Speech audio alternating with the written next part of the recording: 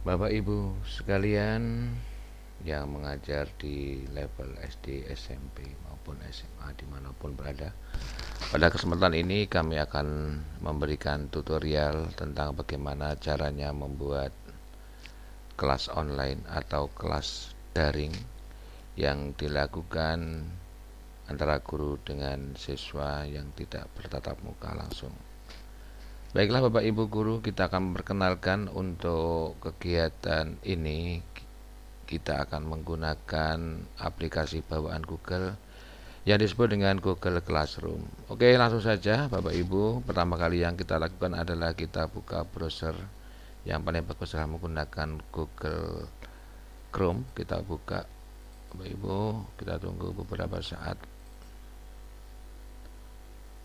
Nih, kita buka beberapa saat. Kemudian langsung aja ketika ini sudah terbuka, langsung aja kita menuliskan di sini Google Classroom. Google Classroom sudah ada di sini Bapak Ibu. Oke. Kita tunggu beberapa saat lamanya. Nah, ini kita sudah menemukan Google Classroom.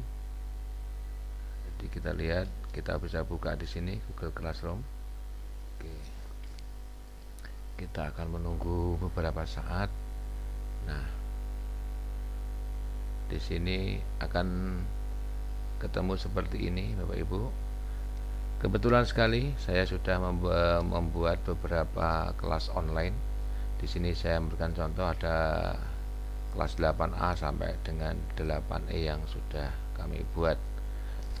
Baiklah Bapak Ibu, untuk pertama kali yang kita lakukan ketika kita baru memulai membuat Google Classroom adalah di sini kita bisa melihat ada tanda plus Bapak Ibu. Ini ada tanda plus di sini. Kita klik. Di sini ada dua, ada gabung ke kelas, artinya nanti siswa-siswi kita bergabung di kelas mana sesuai dengan kelasnya yang masing-masing. Kemudian yang kedua adalah buat kelas. Ini artinya Bapak Ibu ketika pertama kali membuat kelas, berarti kita klik buat kelas. Kita tunggu beberapa saat. Kemudian coba kita kecilkan. Nah, di sini ada jika demikian sekolah harus mendaftar untuk mendapatkan akun G Suite for Education gratis sebelum Anda menggunakan kelas. Silahkan dibaca sendiri. Langsung kita klik aja di sini Bapak Ibu. Kemudian kita lanjutkan. Oke. Kemudian kita akan memulai membuat kelas. Jadi nama kelas ini wajib diisi. Kita tulis saja ini adalah kelas. Oke, kita lihat. Kita buat ini adalah, kita lihat, kelas 8E. Nah, kemudian di sini sudah ada yang 8F saja Bapak Ibu. Kemudian di sini bagian ini Bapak Ibu bisa menulis bagiannya bagian mana, tapi kalau tidak perlu ya tidak apa-apa. Ini mungkin kelompok di kelas itu. Kalau tidak ada kita kosongi saja. Dan yang paling penting adalah menulis mata pelajaran. Ini kita contoh saja adalah bahasa Indonesia. Kita tulis seperti ini Bapak Ibu. Nah, bahasa Indonesia. Oke.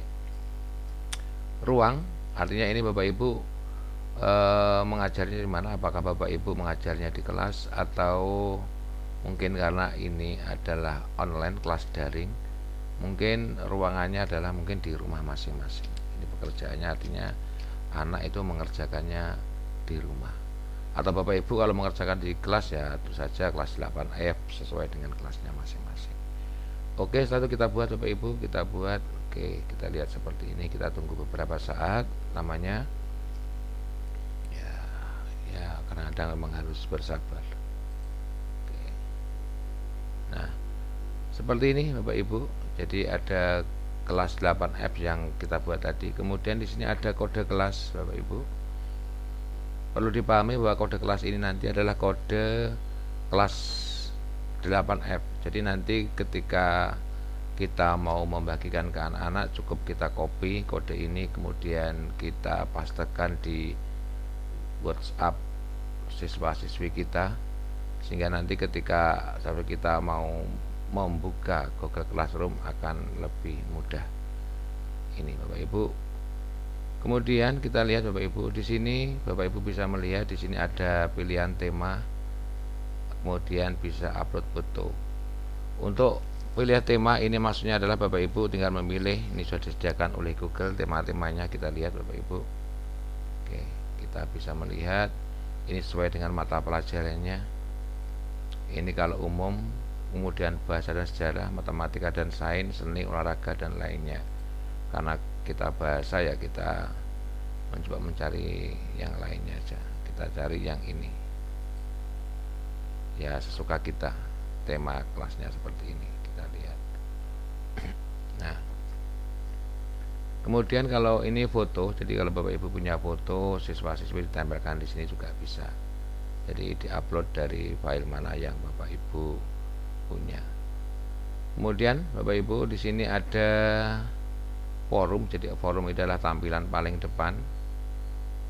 Kemudian di sini ada tugas kelas, kita tunggu beberapa saat. Kemudian tugas kelas ini ada beberapa fungsi. Yang pertama adalah tugas, artinya tugas yang akan kita berikan kepada siswa. Kemudian yang kedua adalah tugas kuis, ini biasanya digunakan untuk soal-soal pilihan ganda yang semua jawaban dan kuncinya, kunci dan pertanyaan ada di sana. Kemudian pertanyaan ini adalah pertanyaan-pertanyaan yang pendek yang bisa kita berikan. Kemudian di sini ada materi, artinya materi di samping ada tugas, kita juga bisa menyajikan materi di kelas online ini. Kemudian yang ketiga adalah topik, di pokok bahasan, artinya dalam satu semester ini ada berapa pokok bahasan, nanti akan kita tulis per topik. Kemudian setiap topik ada materi, kemudian setiap topik ada pertanyaan, ada tugas kuis dan tugas. Kemudian ini adalah ada anggota, jadi nanti yang pertama adalah guru, jadi bisa disebutkan gurunya siapa, disebutkan di sini. Kemudian ini juga bisa kalau dalam satu kelas ada pengajarnya ada 2 atau 3, nanti bisa kita undang di sini. Ya, kita dengan menuliskan nama emailnya atau namanya, otomatis nanti yang kita undang itu bisa mengedit, bisa melihat hasil pekerjaan siswanya. Kemudian ini nanti adalah siswa yang kita undang, ada 2 cara. Yang pertama adalah dengan mengetik emailnya, ini saya kira pasti akan ribet. Yang paling mudah adalah mengundang dengan cara memberikan kode seperti yang saya berikan di atas tadi.